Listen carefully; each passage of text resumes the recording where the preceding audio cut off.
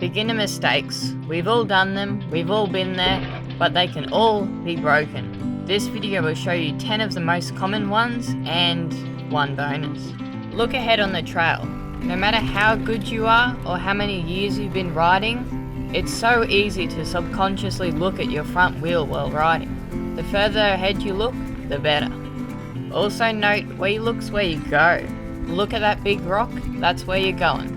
Look at that cliff to your right, that's where you're headed.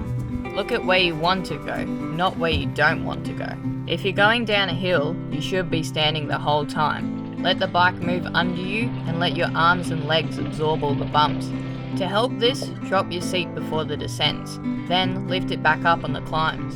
Ride level pedaled.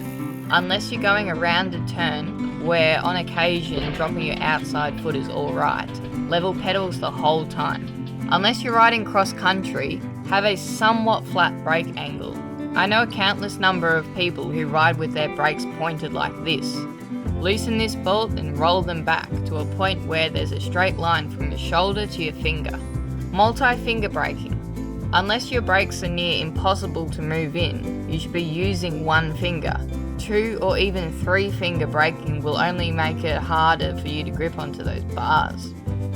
Get to know your brakes, learn which one's front and back and how to feather them. Also learn when to brake. Never brake in corners, always brake before them. I've heard people say feathering the brake within the turn's fine. I disagree with this, as it pulls your bike up. When you're turning your bike, you should be 90 degrees from the ground, not straight up. Foot placement. The ball of your foot, this part, should be slightly ahead of the axle of your pedal. I ride with my ball of my foot in front of my pedal, which isn't wrong, but not ideal. Broken ankles the whole time. Your feet should look like this, not this.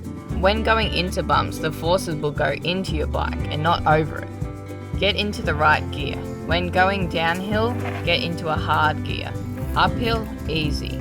Learn to adjust your gears ahead of time so you don't get stuck on the trail. And lastly, but definitely not least, loosen everything up. In the car park, try letting your arms and legs flow, try doing cuddies or roost type maneuvers. Also consider doing stretching before riding. If you're like me and you love to surf, you likely already do this before heading out. So that's it for this week's video. If you enjoyed it, please make sure to do what every other YouTuber tells you to do.